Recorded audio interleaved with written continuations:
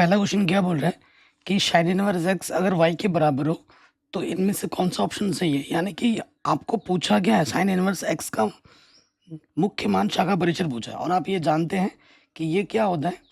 ये होता है क्लोज इंटरवल में -π/2 से π/2 तक। ठीक है, साइन इनवर्स का एग्जाम में बार बार आता है, वैसे किसी का भी पूछ सकता है। क्लोज इंटरवल में ये वाला चिन्ह होता है, तो ऑप्शन नंबर सेकंड हमारा सही हो जाएगा। ठीक, कह रहे हैं यदि A3×3 कोटि का एक विक्रमणीय आव्यूह है तो एडजेंट ए का मान क्या होगा, एडजेंट ए के सारणिक का मान क्या होगा। तो इसका जो सूत्र होता है वो होता है सारणिक ए की पावर n-1। ठीक, n की जगह पे कितना है बाबू, 3 है, तो 3 - 1 कर दोगे तो सारणिक ए की पावर क्या आ जाएगी, 2 आ जाएगी। तो ऑप्शन नंबर जो सेकंड है वो बिल्कुल सही हो जाएगा। नेक्स्ट आपसे पूछ रहा है कि साइन कॉश एक्स स्क्वायर का अवकलज कीजिए एक्स के सापेक्ष। ठीक है, वाई हमारे पास क्या है, साइन, फिर है कॉश, फिर है एक्स स्क्वायर, इसका हमें अवकलज करना है। करो अवकलज। तो देखो साइन, पहले साइन का होगा, साइन थीटा का अवकलज होता है कॉस थीटा। थीटा की जगह पे यह है कॉश एक्स स्क्वायर। ठीक, इसका हो गया। अब इसका होगा कॉस थीटा का अवकलज होता है माइनस के साइन थीटा। थीटा की जगह पे क्या, एक्स स्क्वायर। चेन रूल लग रहा है, पहले इसका हुआ फिर इसका हुआ, अब एक्स स्क्वायर का होगा। एक्स स्क्वायर का प्लस क्या होता है 2x, तो ढंग से लिखेंगे तो ये आ जाएगा माइनस के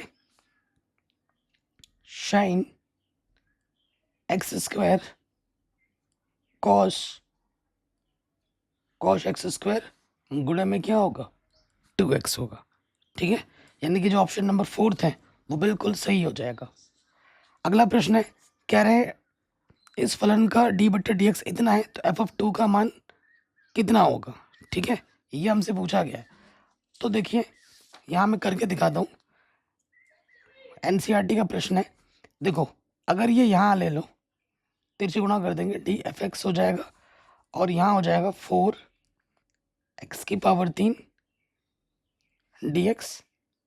अरे यार यहाँ सिर्फ 4 है ना, ये 4 है, f लिख दिया मैंने, ये 4 है। ठीक है, माइनस 3/x⁴ यहाँ आ जाएगा dx। इधर d को हटाने के लिए हमें क्या करना पड़ेगा, समाकलन करना पड़ेगा। समाकलन करने पर, समाकलन करने पर सब कुछ मैंने ऑलरेडी पढ़ा रखा है, आप प्लेलिस्ट डिस्क्रिप्शन एक बार जरूर चेक कर लेना। तो समाकलन करने पर डी डिफ्रेंशिएशन हट जाता है, तो यहाँ से बचेगा सिर्फ सिंपल का fx। 4 कांस्टेंट बाहर आ गया, यहाँ आ जाएगा x³ dx। 3 कांस्टेंट बाहर आ गया, x⁻⁴ ऊपर जगह क्या हो जाएगा -4 यहाँ पर, और यहाँ पर x⁻n वाला सूत्र लग जाएगा। आप तो जानते ही होंगे x⁻n का इंटीग्रेशन क्या होता है, x⁻n+1 बट्टे में n+1, यही होता है। लगा देंगे तो यहाँ से क्या हो जाएगा, देखो 4 एक पावर बढ़ जाएगा, वही पावर नीचे आ जाता है।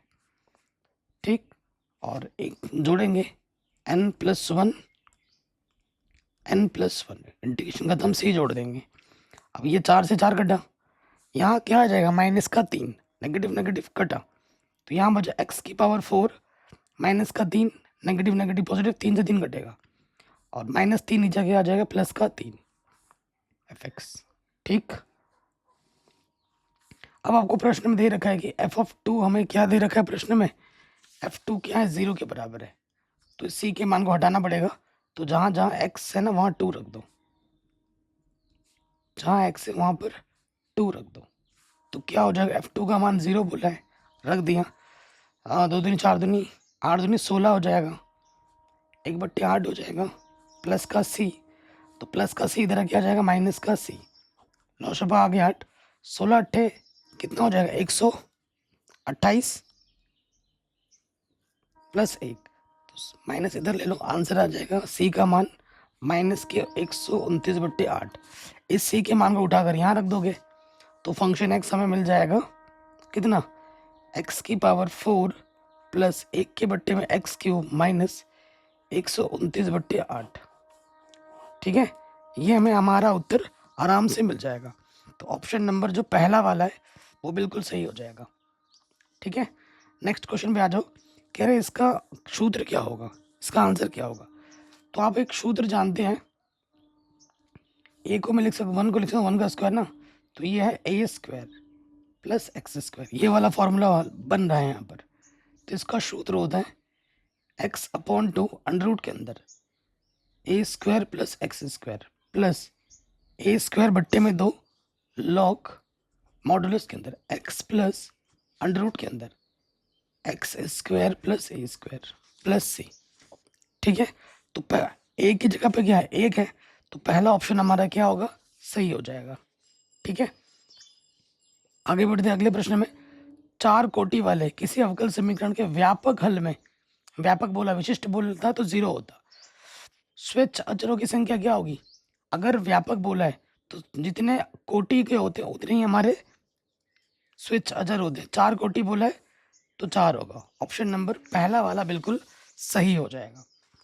कोई डाउट, कोई दिक्कत नहीं होगी। अगले प्रश्न पे हम आ जाते हैं। अगला प्रश्न आपसे क्या बोल रहे हैं, एक्स अक्ष के समानांतर मूल बिंदु से जाने वाली रेखा का समीकरण क्या होगा। तो देखो रेखा का जो समीकरण होता है वो क्या होता है बाबू, वो होता है एक्स माइनस x1 बट्टा ए, वाई माइनस y1 बट्टा बी, जेड माइनस z1 बट्टा सी होता है।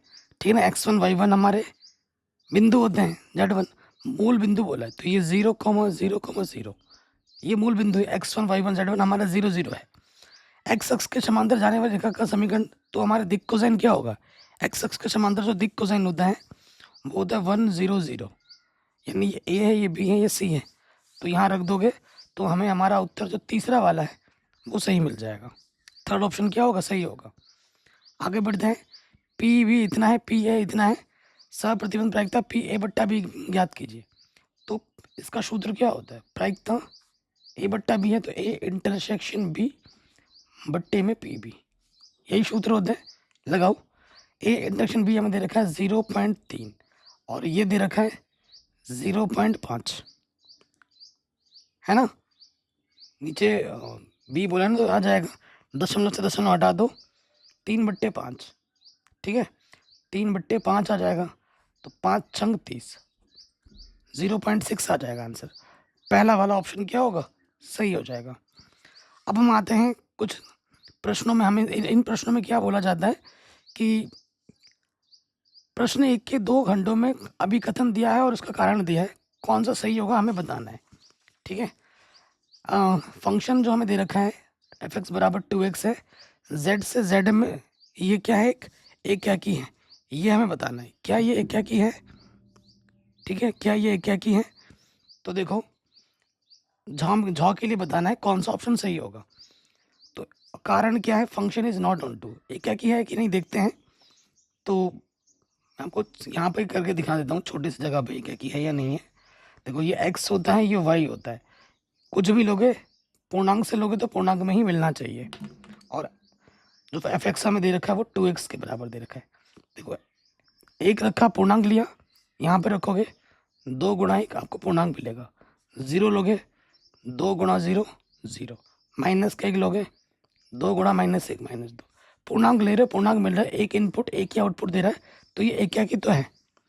ये क्या बोल रहा है कि एक क्या की है, तो ये जो अभिकथन है वो बिल्कुल सही है। अभिकथन क्या है, बिल्कुल सही है। रीज़न क्या दे रखा है, कारण क्या दे रखा है कि सही कारण है फलन आच्छादक नहीं है। अगर कोई फलन आच्छादक नहीं होता तो वो एक क्या की होता है क्या, ये ज़रूरी थोड़ी ना है। तो देखो इस वाले का आंसर, देखो ये जो कथन है वो बिल्कुल सही है, लेकिन इसका जो कारण दे रखा है वो गलत है। ठीक है, ऑप्शन नंबर झ का तीसरा सही हो जाएगा, झ के लिए आप थर्ड लगाओगे। ठीक, अब आ जाते हैं यहाँ पे, कह रहे बिंदु इतना इतना इतना संरेख है। ठीक है, बिंदु इतना इतना संरेख है, तो देखते हैं संरेख की कंडीशन क्या होती है, कारण ये दे रखा है। ठीक है, कारण हमें ये दे रखा है। अब देखो संरेख होने के लिए क्या होता है कि हमें क्या निकालने होते हैं, हमें निकालना होता है, अगर इसमें दे रखा है तो हमें पोजीशन वेक्टर निकालनी होती है ना, कि हम ए बी वेक्टर निकालेंगे, ठीक है, हम बी सी वेक्टर निकालेंगे, और हम क्या निकाल लेंगे, A B B C C A vector निकालेंगे। अगर कोई वेक्टर किसी के मल्टीपल्स के फॉर्म में आ जाता है, जैसे ए लैम्डा बी के रूप में आता है, तो हम उनको क्या बोलते हैं, संरेख बोलते हैं। और ये नियम जो ये बता रहा है ये गलत है। अब कौन सा होगा कौन सा बड़ा है ये हम नहीं जानते ना, अब आप निकालोगे तो पता लगेगा, अब निकालोगे तो पता लगेगा। कि ये कारण ये सही है कि नहीं है। अब आप ए बी निकाल के देखोगे, ठीक है, करके देखना। ए बी निकालोगे, बी सी निकालोगे, सी ए निकालोगे, ए बी कैसे निकलेगा? कई बच्चे बोलेंगे सर थोड़ा कर भी दो। ए बी वेक्टर क्या होगा? ओ बी माइनस का ओ ए बी क्या है हमारे पास? यहाँ देखो, A B vector O B, ये है ओ बी वेक्टर, बी की position vector, i plus 2j plus 3k। ऐसे ओ ए क्या है यहाँ पर? माइनस का 2i प्लस का 3j 5k। तो ये आ जाएगा 3i, और 2j में से 3j घटाओगे माइनस का j, और 3k में से 5k घटाओगे माइनस के 2k। ए बी आ गया। ऐसे ही आप निकालोगे बी सी वेक्टर, सी बाद में है तो वो पहले आ जाएगा ओ सी माइनस का ओ बी, ठीक है ना। ये जो बाद में होता है वो पहले आता है, जो पहले होता है वो बाद में आ जाता है। ओ सी हमें क्या दे रखा है? 7i माइनस का 3k। और ओ बी हमें क्या दे रखा है? i plus 2j plus 3k। 7 में से घटाएंगे 6i, और 3 में से 2 घटाएंगे माइनस के, सॉरी ये तो 2 ही रहेगा ना, ये तो k वाला है, माइनस के 2j, ठीक है। फिर आ जाओ माइनस 3k, तो ये आ जाएगा माइनस का 6k। ये इसके मल्टीपल्स के रूप में है क्या? देखो, अगर यहाँ से कुछ कॉमन आ रहा है तो निकाल लो। 2 कॉमन निकालें, 2 कॉमन निकालते हैं। 2 तियाँ, 2 एक कम 2, और 2 तियाँ 6। मल्टीपल्स के रूप में आ रहा है ये आ रहा है? नहीं आ रहा है। तो ये संग्रह अभी तक तो नहीं आया। ए बी बी सी निकाल दिया, अब निकालो ए सी। ए सी क्या होता है? ओ सी माइनस का ओ ए। ओ सी हमें दे रखा है 7i माइनस के 3k, और ओ ए हमें क्या दे रखा है? ओ ए हमें दे रखा है माइनस का 2i प्लस का 3j प्लस का 5k। 7 में से 2 नेगेटिव नेगेटिव पॉजिटिव, ये हो जाएगा 9i, और ये नेगेटिव के 3j माइनस का 3 माइनस के 5 माइनस के 8। कुछ ओपनिस्टी नहीं है। अब देखो, कोई किसी के मल्टीपल्स के फॉर्म में आ रहा है? बिल्कुल नहीं आ रहा है। कोई वेक्टर किसी के मल्टीपल्स में आया है? नहीं आया है। तो ये संग्रह नहीं है, ये संग्रह है ही नहीं। तो इसका जो अभी कथन है वो भी गलत है, कारण भी गलत है, ठीक है। तो इसके लिए चौथा ऑप्शन सही हो जाएगा या के लिए, ठीक है, कि कारण और कथन दोनों के दोनों गलत दे रखे हैं। अब हम आ जाते हैं, ये वाई है तो हमें ये चीज़ सिद्ध करके ये लानी है, 0 लानी है। हर साल एग्जाम में आ जाता है। तो ये वाई है ना, वाई हमें दे रखा है a sine x b cos x. तो एक बार अवकलज कर लेते हैं, डी वाई बट्टे डी एक्स। साइन एक्स का अवकलज क्या होता है बाबू? Cos x. फिर हमारे पास है बी कॉस एक्स का अवकलज माइनस के साइन एक्स। अब दोबारा से अवकलज करेंगे, पुनः अवकलज करने पर एक्स के सापेक्ष ए कॉस एक्स का अवकलज क्या होता है? माइनस का साइन एक्स, और साइन एक्स का अवकलज क्या होता है? Cos x. अब हम आ जाएंगे प्रश्नानुसार। प्रश्नानुसार हमारे पास क्या है? इसके बाएं पक्ष को लेना है हमें, डी टू वाई बट्टे d x square plus y. इसको हल करके हमें क्या लाना है बाबू? 0 लाना है। तो डी टू वाई क्या है हमारे पास? माइनस का ए साइन एक्स माइनस का b cos x plus y. Y हमारे पास क्या है? A sine x plus b cos x. Negative positive कटा, पॉजिटिव नेगेटिव कटा, आ गया 0। लेफ्ट साइड लेके चले थे, हमें राइट साइड मिल गया। तो ये क्वेश्चन भी हमारा बन गया आराम से, ठीक है। एग्जाम में ना बार बार आता है, ठीक है। मैंने सब कुछ बच्चों ऑलरेडी पढ़ा रखा है, सब कुछ आपको करा रखा है। आप मेरी बातों पर विश्वास नहीं करेंगे तो आप एक बार डिस्क्रिप्शन खोल के देख लेना, सारा कुछ मिल जाएगा। प्ले लिस्ट वगैरह चेक कर लेना। कह रहे हैं ये तीसरे में आ जाओ, एक्स बराबर ये है, वाई बराबर ये है, तो हमें क्या करना है? डी वाई बट्टे डी एक्स निकालना है। 1 नंबर का प्रश्न, हर साल ऐसा प्रश्न आते ही है, ठीक है।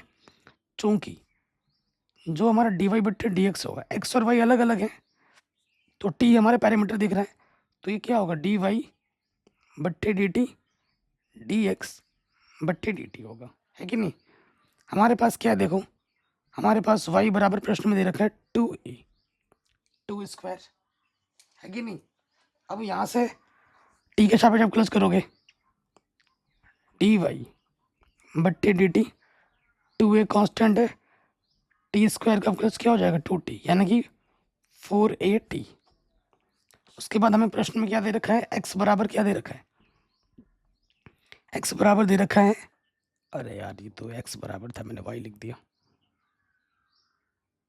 ये x था ना, मैंने y लिख दिया, ठीक है। और ये दे रखा है a t⁴। समझ गया हो ना कैसे करना है, ध्यान रखना। अब प्लस करेंगे तो ये क्या हो जाएगा, a4 सामने आ जाएगा, t⁴ हो जाएगा। ओके, तो ये x था, x को y लिख दिया, y को मैंने x लिख दिया, थोड़ा ध्यान देना। अब जो लिखा है उसी हिसाब से मैं कर दे रहा हूँ, कोई दिक्कत नहीं है, मेन चीज़ है समझना, ठीक है। तो dy/dx हमें निकालना है, तो y वाला हमारे पास क्या है 4at है, और x वाला क्या है 4at⁴ है। तो t की एक घात क्या होगी, कम हो जाएगी। जो लिखा है मैंने उस हिसाब से आंसर बना दिया, ठीक है। बाकी समझ गए, थोड़ा मिस्टेक हुआ है हमसे। अब देखते हैं आगे, अगले प्रश्न पे आ जाओ। इसका हमें आंसर बताना है, 4 नंबर पे इसका मान क्या होगा ये हमें बताना है। तो देखिए चौथे नंबर पे आ जाओ, इंटीग्रेशन हमें निकालना है। ऊपर क्या है dx, बट्टे में है x² प्लस का 36, ठीक है। इंटीग्रेशन है, हमने आई मान लेना है। तो आपको दिख रहा होगा कि भैया ये शूद्र के रूप में dx x² प्लस a² के रूप में है, जिसका शूद्र होता है 1/a tan inverse x/a plus c, यही होता है ना। तो a की जगह पे क्या है बाबू, ये 6 है, 36 को मैं इसको मैं ऐसे लिख सकता हूँ ना, dx x², 6 का वर्ग, तो 1/a tan inverse x/a plus c, answer, जहाँ c हमारा समाकलन नितांक है, ठीक है। अगर आप चैनल पे जाओगे तो सारा कुछ मिल जाएगा। देखो एक वीडियो मैंने बना रखी है 8 घंटे की, दोनों भी मोस्ट इंपॉर्टेंट क्वेश्चन है इसमें, ठीक है। अब जो कोई वीडियो अगर आपको यूपी बोर्ड के लिए भी दिख रहा है या किसी और बोर्ड के लिए दिख रहा है, न्यू एनसीईआरटी पैटर्न पे आधारित, तो वो आपके लिए भी उतना ही इंपॉर्टेंट है, ठीक है। तो यहाँ प्लेलिस्ट पे जाओगे, देखो सारे वीडियोस आपको दिखेंगे, 10th के लिए भी बढ़ाता हूँ मैं। तो यहाँ पर प्लेलिस्ट पे जाओगे तो सारा प्लेलिस्ट आपको मिल जाएगा, देखो, ठीक है। ये वाला प्लेलिस्ट पूरा देख लेना। उसके बाद देखो सभी एनसीईआरटी मैंने पढ़ा रखी है, प्लेलिस्ट बना रखी है, ठीक है। ये जो प्लेलिस्ट है ये वाला पूरा देख लेना, यहाँ से क्वेश्चन पारा पक्का पक्का आएगा ही आएगा, ठीक है। सारा कुछ आपको चैनल पर आराम से मिल जाएगा। चलिए आगे बढ़ते हैं। कह रहे हैं ये जो अवकल समीकरण है इसका व्यापक हल क्या होगा, ये हमें बताना है 5वें नंबर पर। तो हमें क्या दे रखा है, हमें दे रखा है dy/dx e की पावर में है x माइनस के y, e की पावर में क्या है x माइनस वाई। तो वेरिएबल सेपरेबल करोगे, देखो थोड़ी देर रुको, वेरिएबल सेपरेबल करने के लिए इसको मैं ऐसे लिख सकता हूँ, e की पावर x गुणा e की पावर माइनस के y। अब आप क्या करोगे, y वाला एक तरफ, ये गुणे का इधर आके क्या हो जाएगा बट्टे का, और ये बट्टे का इधर आके क्या हो जाएगा गुणे का। कोई दिक्कत यहाँ तक नहीं होगी। अब आप क्या करोगे, देखो ये नेगेटिव का ऊपर आके क्या हो जाएगा पॉजिटिव का, e की पावर y dy, और यहाँ हो जाएगा e की पावर x dx। ओके, अब दोनों तरफ वेरिएबल सेपरेबल हो गया, x वाला x तरफ, y वाला y तरफ। अब हमें क्या कर लेना है, समाकलन कर लेना है।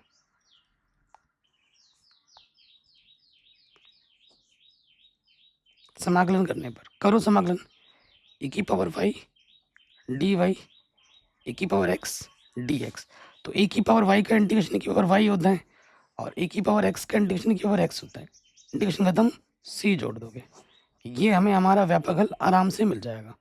कोई भी डाउट, नेक्स्ट क्वेश्चन पे आ जाते हैं। कह रहे हैं अवकल समीकरण का व्यापक हल आपको ज्ञात करना है, ठीक है। इस अवकल समीकरण का हमें व्यापक हल ज्ञात करना है, 5वें नंबर पर प्रश्न है। तो हमें क्या दिया है, हम लिख लेंगे, दिया है, क्या दे रखा है हमें, हमें दे रखा है dy/dx बराबर है e की पावर x माइनस वाई। इसको हम ऐसे लिख सकते हैं dy/dx, क्योंकि गुणा में लिख सकता हूँ ना मैं इसको, क्योंकि गुणा में घातें जुड़ती हैं, e की पावर x गुणा e की पावर minus y, x minus y जुड़ जाएंगे आपस में। अब x वाला एक तरफ करना है, y वाला एक तरफ करना है, तो यहाँ डी वाई हो जाएगा, ये गुणे में इधर के बट्टे में आ जाएगा और ये बट्टे का इधर के गुणे में आ जाएगा। ठीक है, माइनस का ऊपर आ जाएगा प्लस में और ये हो जाएगा e⁻x dx। अब हमें क्या करना है, दोनों तरफ समाकलन कर देना है। तो यहाँ लिखेंगे दोनों तरफ समाकलन करने पर, दोनों तरफ समाकलन करने पर कर दो दोनों तरफ समाकलन। तो ये हो जाएगा e⁻y dy e⁻x dx।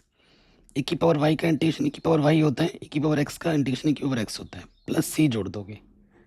ठीक, जहाँ c हमारा क्या है, जहाँ c हमारा समाकलन नियतांक है,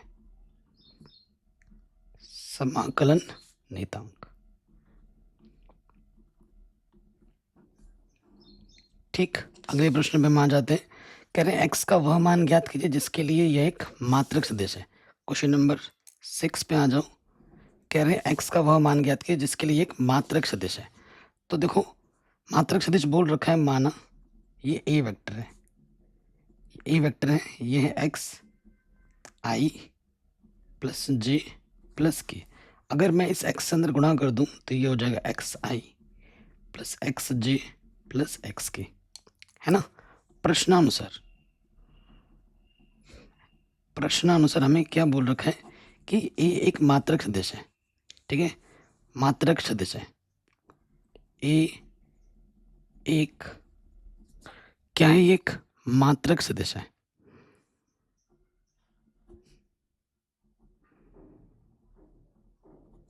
तो मात्रक सदिश होने पे क्या होता है बाबू, मात्रक सदिश होने पे उसके परिमाण का मान एक के बराबर होता है। तो ये ए वेक्टर है, तो इसका परिमाण क्या होगा, अंडर रूट के अंदर आई के गुणज का वर्ग, जे के गुणज का वर्ग, के गुणज का वर्ग। ठीक है, तो जोड़ देंगे तो ये हो जाएगा अंडर रूट 3x² बराबर 1। वर्ग कर दोगे दोनों तरफ तो x² 3x² बराबर 1। तो x² बराबर आ जाएगा 1/3 और x का मान आ जाएगा प्लस माइनस 1/√3। आंसर। कोई भी डाउट नहीं होगी, ये प्रश्न आपका आराम से सॉल्व हो गया। अब आते हैं अगले प्रश्न में। क्या बोल रहे, दो बिंदुओं को मिलाने वाली रेखा के दिक् अनुपात आपको बताने क्या होंगे। ठीक है, तो मान लेते हैं ये ए बिंदु है, ए दे रखा है 2 3 -4 और हमारे पास दूसरा बिंदु दे रखा है बी, हमें दे रखा है 1 3 -2। हमें दिक् अनुपात निकालना है, दिक् कोसाइन नहीं निकालना है। ठीक है, ये चीज़ ध्यान रखिएगा। तो देखो, इसको मैं बोल देता हूँ कि बाबू ये है x1, ये है y1, ये है z1, ये x2, ये y2, ये है z2। ठीक है, तो आप जानते हैं दिक् अनुपात,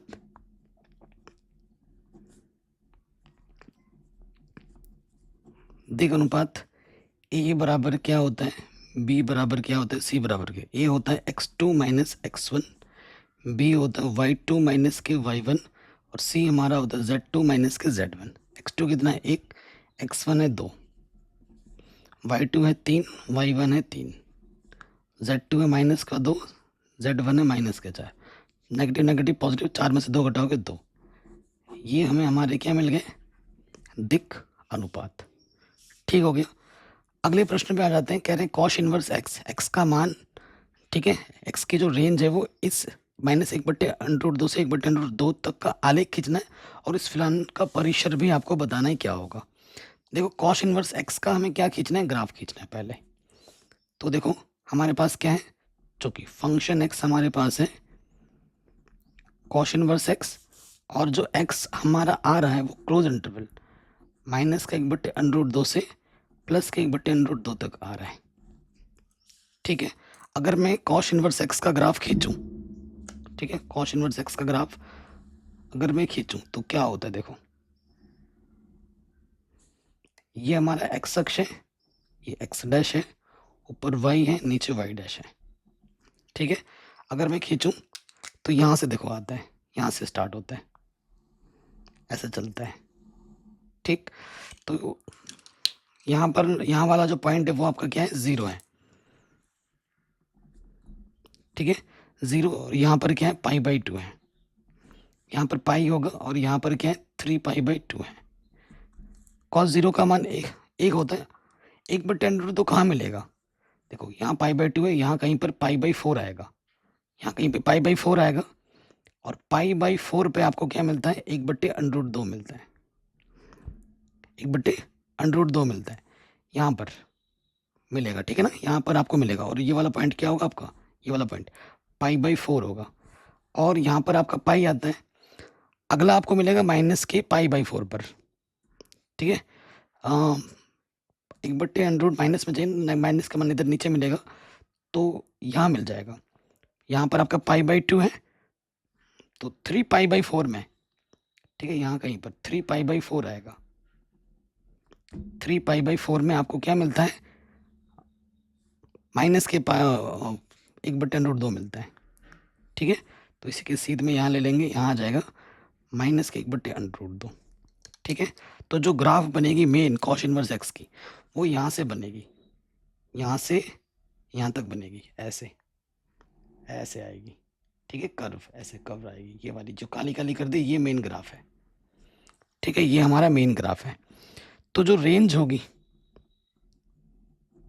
हमारा, जो क्या परिसर जो होगा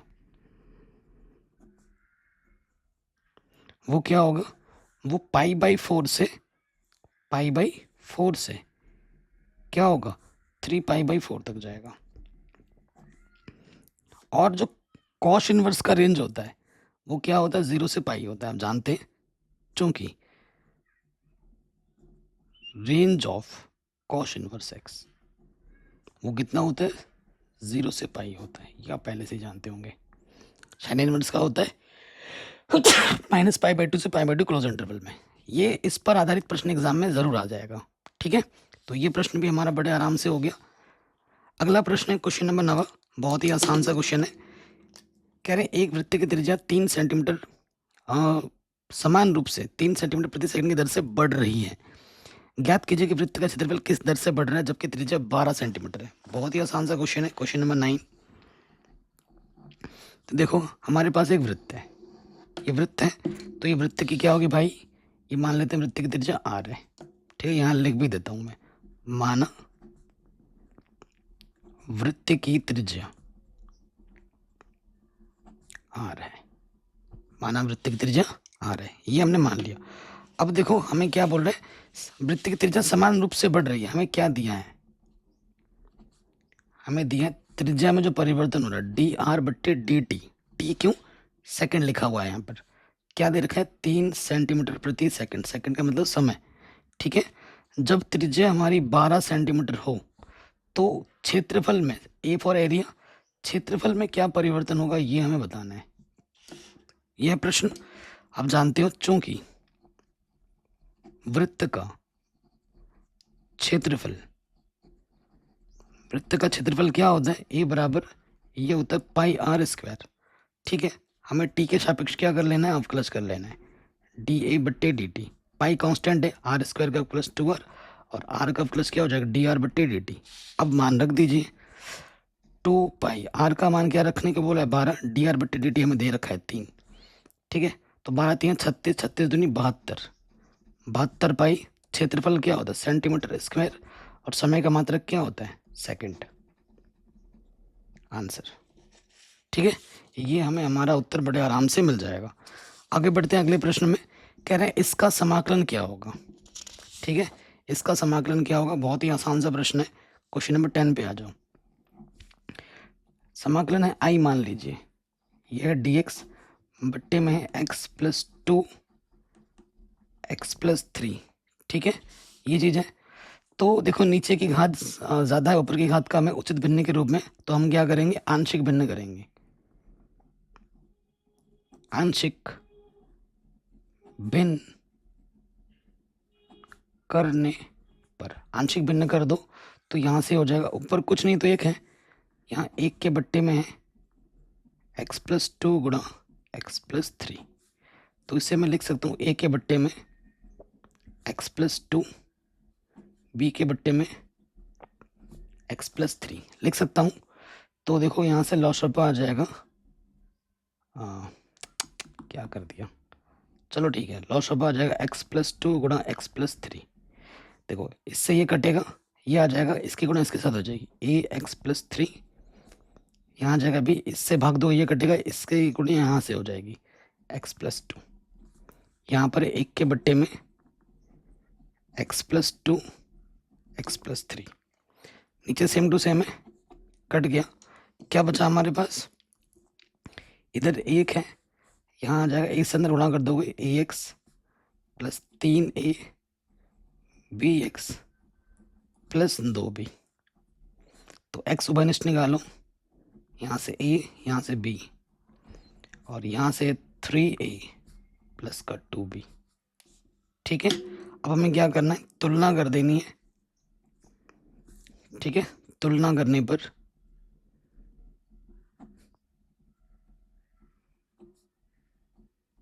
जैसे ही तुलना करेंगे a प्लस बी, एक्स का गुणा जिधर कितना है, कुछ भी नहीं है तो 0 है, तो देखो मैं प्लस का भी इधर क्या हो जाएगा, माइनस के भी, ए की जगह पे माइनस के भी रख सकता हूँ, और इधर देखो 3a प्लस का 2b कांस्टेंट है, अचर पद यहाँ क्या है, 1 है, तो मैं ए की जगह पे माइनस का भी रख सकता हूँ, ए की जगह पे रख दिया माइनस का बी, 3 बीस में से 2 भी घटा देंगे, माइनस का बी बचा, तो बी का मान आ गया माइनस का 1, बी का मान यहाँ रख दोगे, चूंकि ए बराबर है माइनस का बी, बी का मान है माइनस का 1, तो ए का मान क्या आ गया, प्लस का 1। अब आप क्या करोगे, ए और बी का मान आपको यहाँ रख देना है समीकरण 1 में। ठीक है, तो यहाँ लिखेंगे ए व बी का मान समीकरण 1 में रखने पर, समीकरण 1 में जरा रख दीजिए, तो यहाँ से क्या हो जाएगा, ए का मान हमें मिला है 1, बट्टे में क्या है x+2। ठीक है, और साथ ही साथ अब क्लच भी कर दो dx, बी का मान मिला है माइनस का 1, बाहर एक रखो ना रखो फर्क ही नहीं पड़ता, बट्टे में क्या है x+3, रैखिक समीकरण x की तरह व्यवहार कर दें, तो इसका इंटीग्रेशन हो जाएगा log x+2, इसका इंटीग्रेशन हो जाएगा log x+3। ठीक है, इसको मॉडुलस में लिखो ना लिखो एक ही बात है, इंटीग्रेशन खत्म, सी जोड़ देंगे, ये हमें हमारा उत्तर आराम से मिल जाएगा। बताइए कोई डाउट, कोई दिक्कत परेशानी नहीं, इसको और भी हल कर सकते हो, log m-n लगा दो, तो इन सब की हमें ज़रूरत नहीं पड़ेगी, इतना भी लिखोगे तो भी सही है। अगले प्रश्न में निम्नलिखित रेखा युग्मों के बीच का कोण ज्ञात कीजिए, बहुत ही आसान है। तो देखो 11वें नंबर पे आ जाते हैं, दिया है हमें रेखा का समीकरण क्या दे रखा है, x को लिख सकता हूँ मैं x-0/2, y-0/2, और यह z-0/1, ये पहला रेखा हमें दे रखा है। उसके बाद दूसरी जो रेखा हमें दे रखी है x-5/4, y-2/1 और z-3/8।